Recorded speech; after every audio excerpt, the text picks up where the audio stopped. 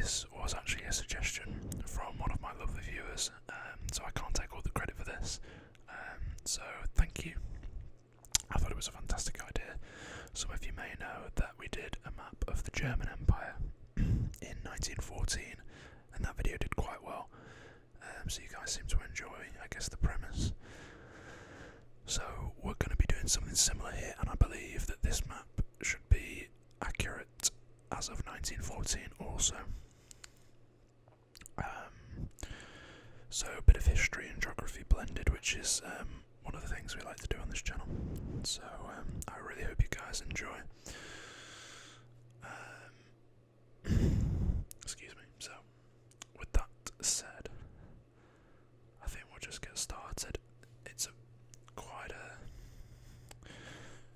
an interesting shape, so it might take me a while to get this right, but yeah, we'll see. Let's go.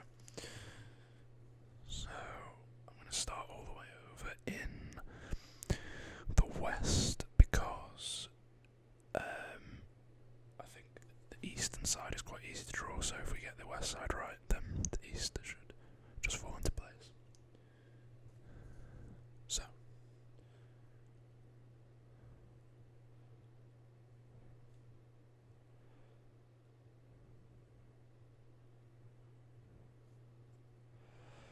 So it's been a minute since I've drawn a map. Honestly, it's been a minute since I've uploaded consistently, and I do continue to apologise for that. I think, as a lot of you who have been around in the channel for any amount of time will know, I'm doing a master's degree at the moment. So that obviously takes up a fair amount of my time, and I also have a job which I had to get to fund that. So yeah, sometimes as much as I love making these videos, it does have to take a back seat. But I certainly in the summer will look to be uploading a lot more. And I think actually it's been now a year since I started uploading again. I uploaded very few videos. Focus. I uploaded a few videos a few years ago, but I restarted uploading, I think, in something like February last year. And it did sort of make me think and reflect. And yeah, it's been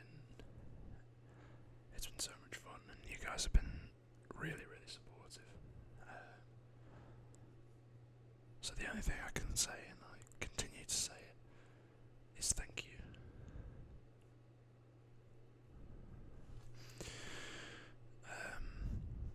I think we're at 950 subscribers as of the recording of this video. So, thank you. It genuinely means the world to me.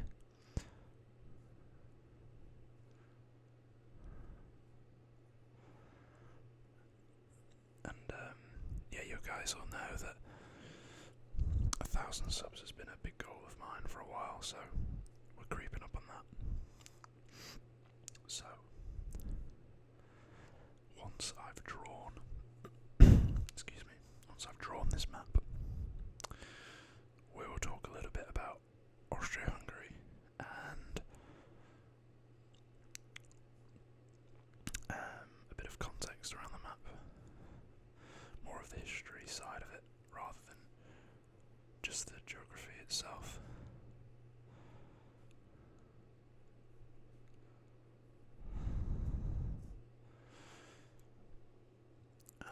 Okay, so we're out in the east now.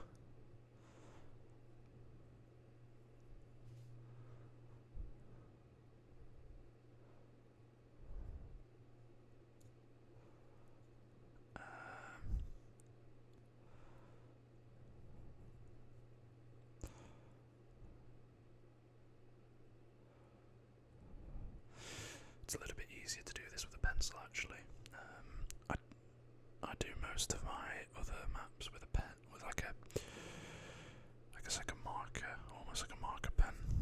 But this is much easier because it's more precise.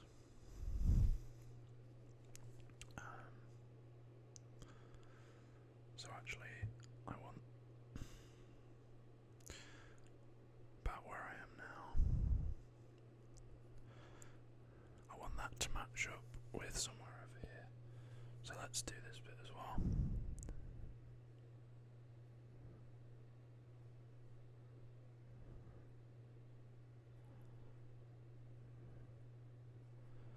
So as always, please let me know what you think of this down below. I think this is quite yeah, that's about right. I think this is quite a nice one, quite a cool one to do.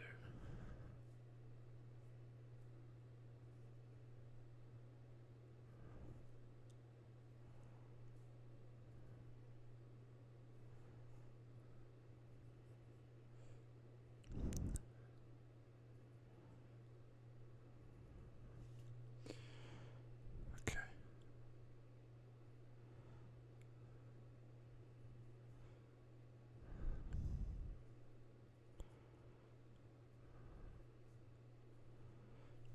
Okay. So we're at the coast here. We're at the Adriatic Sea, just here. And this is, around this area is what I believe to be modern day Croatia. We'll talk a little bit about it later, but this empire, historical empire, is made up of several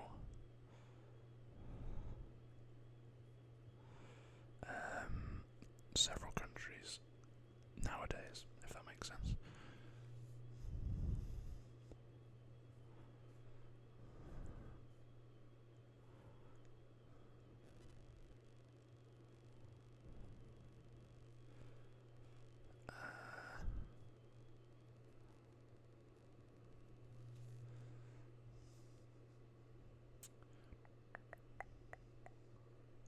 Okay.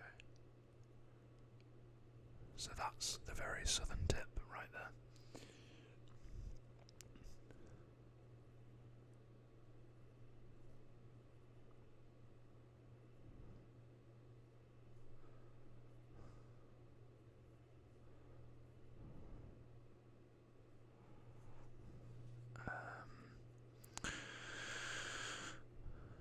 So where are we? We're just there, okay.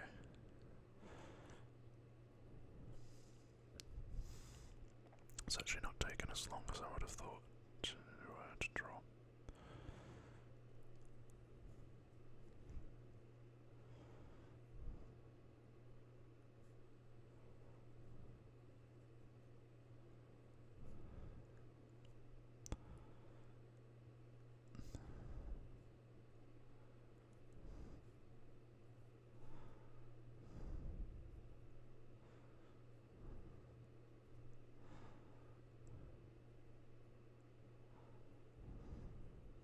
Okay, there we have it.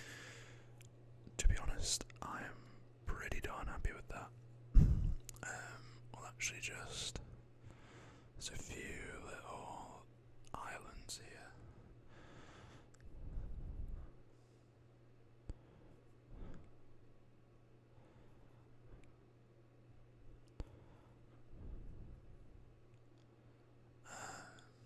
Then just there's three little slithers here,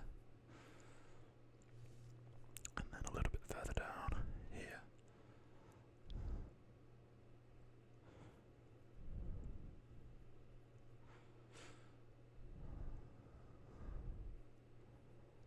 I believe some of these islands are like party islands, because I think there's some destinations on the south Croatian coast, like Split, for instance, that are they have quite a strong party culture. Okay. So there we have it, that's the outline.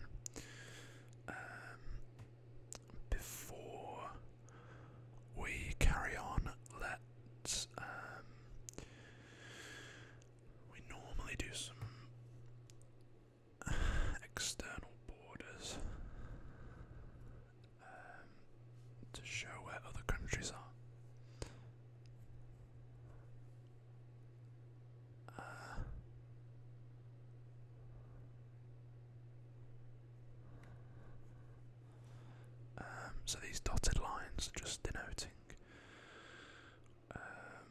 some borders.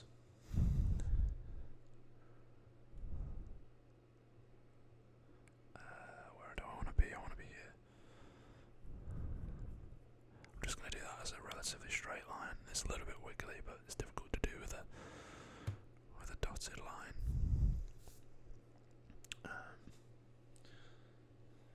So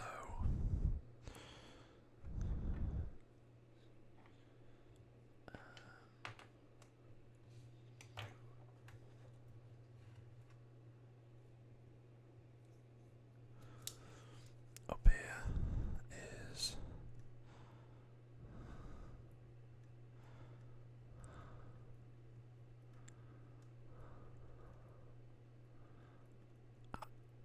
what would have at the time been the Russian Empire when it was still a monarchy. Just, I think, 3 years, this would be 3 years before the dissolution of the monarchy. The German Empire there, which we have discussed in previous videos. Go and check that one out if you're interested. SWI's for Switzerland.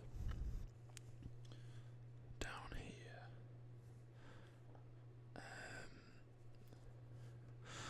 I'm just going to do a faint line.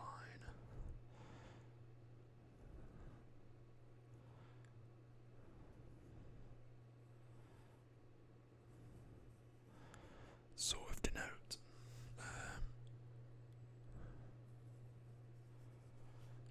that this is,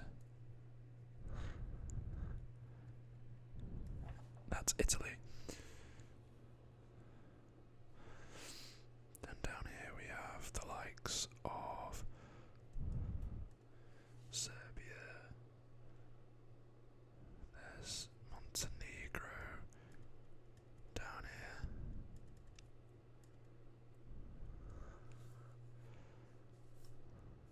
And then here is Romania.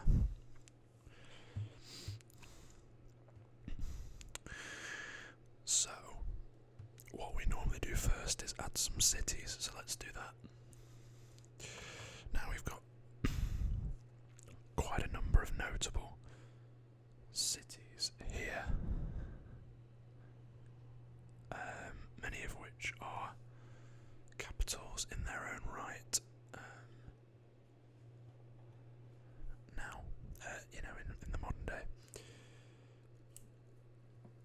this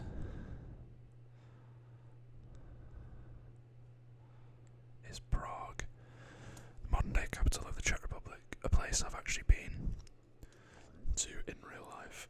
Absolutely gorgeous place. I would highly, highly recommend anyone who is curious about going to Prague to do so. It's a gorgeous place and very fun atmosphere. Another city that I've actually been to, the capital of modern day Austria, is Vienna. Close by, just here, we have the capital of modern day Slovakia, which is Bratislava. And then once again, not too far east of that and slightly south, the modern day capital of Hungary, a city I would love to go to. Budapest, I don't know, doesn't really matter. Up here,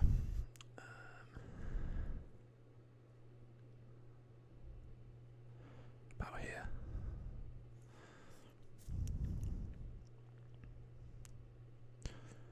is Krakow, which is in modern day, there's an accent there, which is in modern day Poland.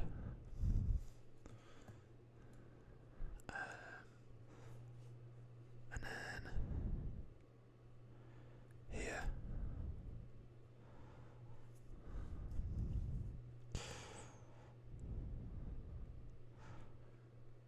Sarajevo, which I want to say is the capital of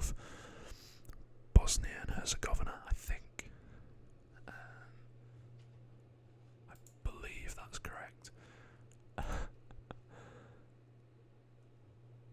Then we have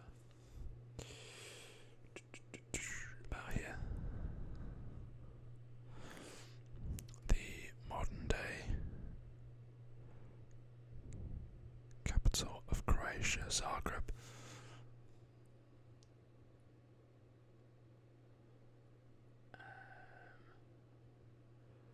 And then we have a few other notable places just outside. So Belgrade is quite literally probably tens of miles outside the border here, down there.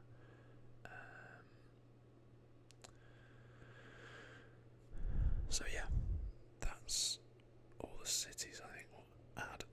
So this segues into a very good point, and something that I was going to discuss anyway, and that is that you have the capital cities of many modern day countries here. So let's discuss some of the countries that are in the Austro-Hungarian Empire. You've got Austria, of course, and Hungary. Those are the obvious ones. You've got modern day Slovakia. You have modern day Czech Republic. There is modern day Ukraine. There is modern day Romania, Bosnia and Herzegovina. I think parts of Serbia and Yugoslavia, and you have Croatia as well as Slovenia.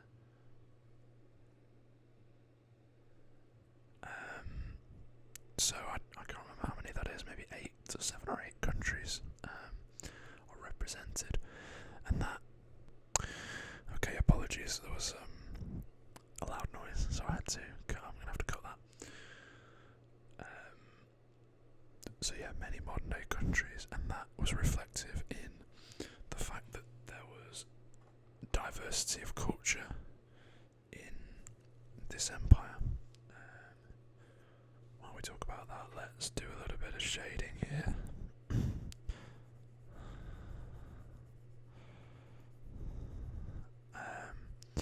So yeah, diversity of culture, many people of different I guess cultural backgrounds, and it was very much a merger of several cultures and countries of peoples, because I certainly, in my mind at least, when I think about the countries of Austria and Hungary, that they are quite different culturally, I guess, and there's other things like socio-economic factors and religion even could even be a difference. So yeah, it's a melting pot really of difference and diversity.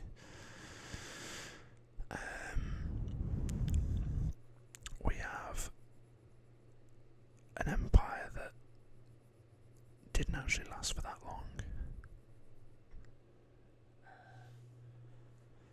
I believe it only lasted, I think it was 1867 to 1918, so that's 51 years.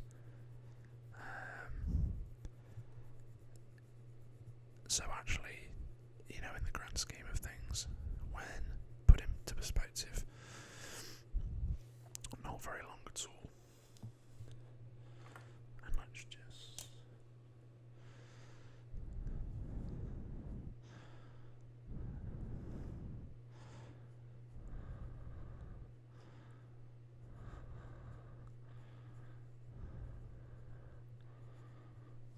the Adriatic Sea there.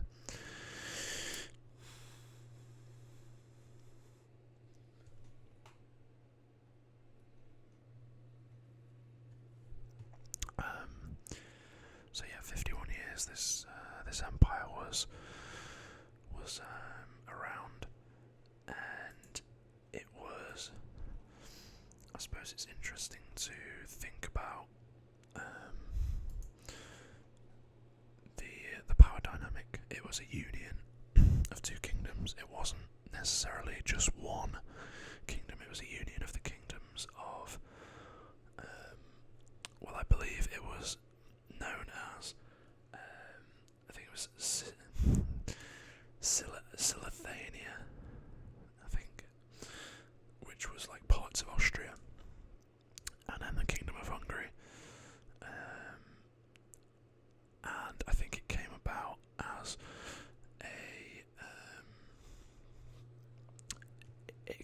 as a result of wars in the Balkans,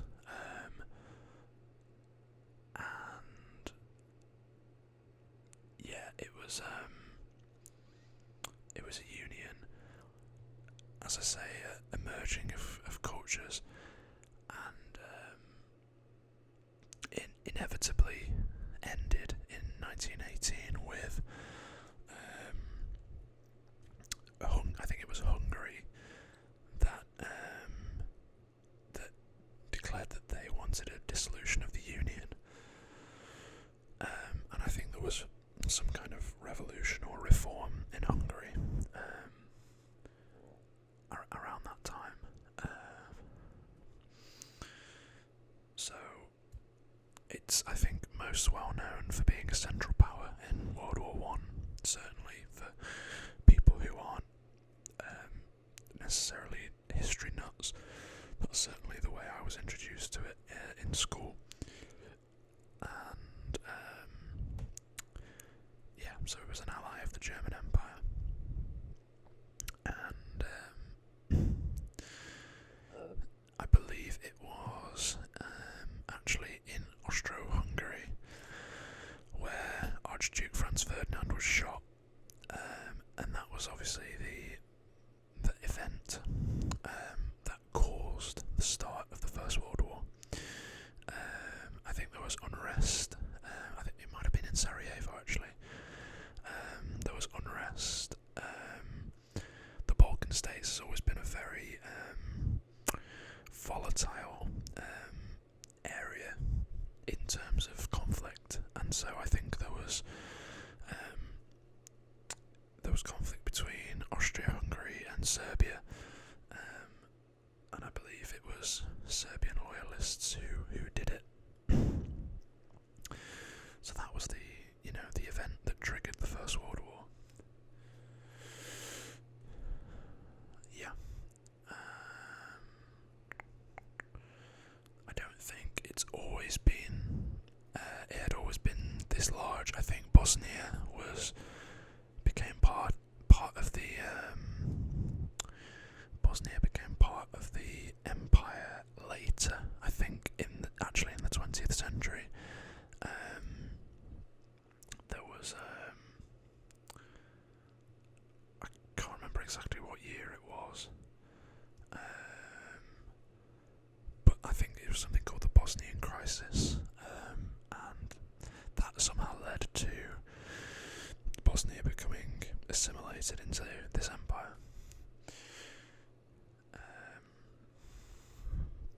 So there's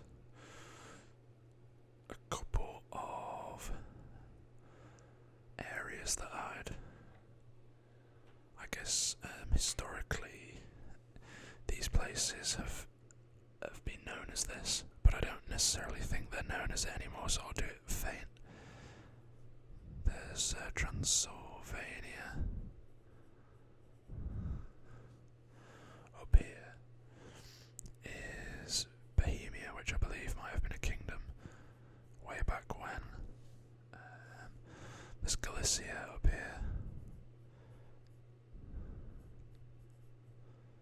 Galicia. There's Bukovina, which we discussed Bukovina, I think in one of our Eastern European geography videos that we did out of, if you remember, we had a book and we read through that. This was a place mentioned.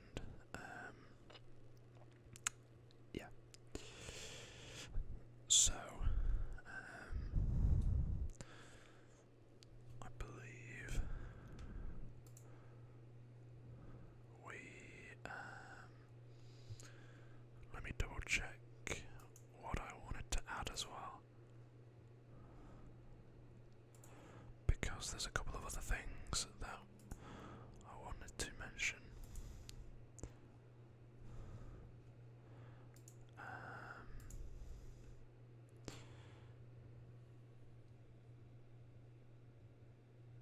Yeah, so where's my blue pen?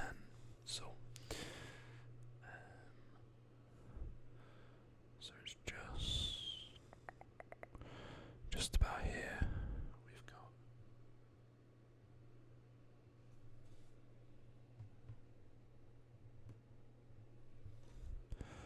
a little part of the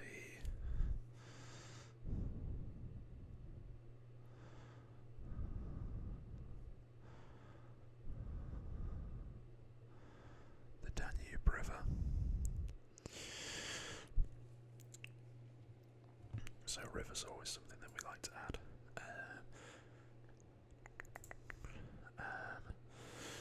So a couple of more things about, and actually while I do that, I will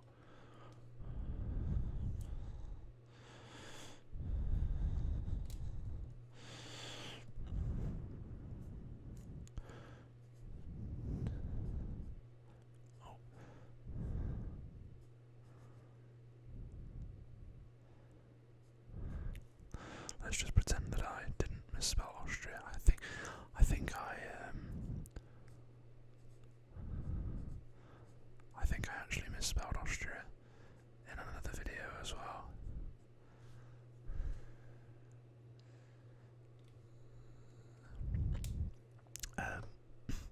So as we mentioned, there was several different cultures. So that also means there was several different languages, and I believe German and Hungarian were the most spoken. Obviously, Austria, as a country, speaks German, and Hungary speaks Hungarian, as hard as it is to believe. And then there's also a lot of Czech speakers, a lot of Polish speakers, a lot of Ruthenian speakers, which is again something we talked about actually in one of our previous videos. So if you're interested about that, then go and check out the Eastern European geography videos that we've done.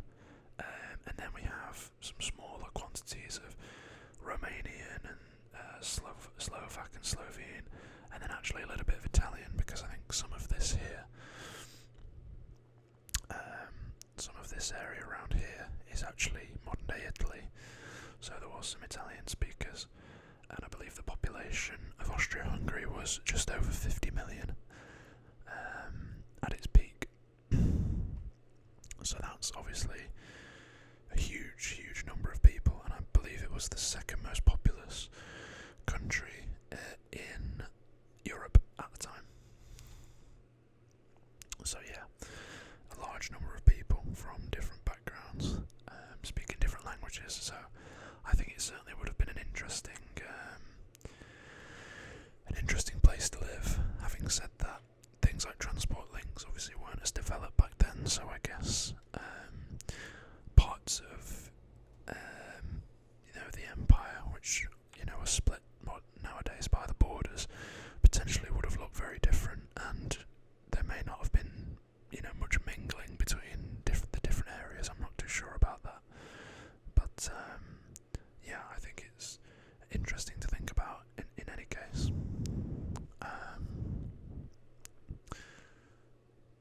So yeah, I mean, with that, I think we've discussed a fair amount about that. There's not too much else to talk about. I think I've gone through all of my notes that I made. Oh, largest cities. So Vienna was the most populous city, or the largest city, and then it was Prague. And then actually, I've completely forgot to add. Very very foolishly forgot to add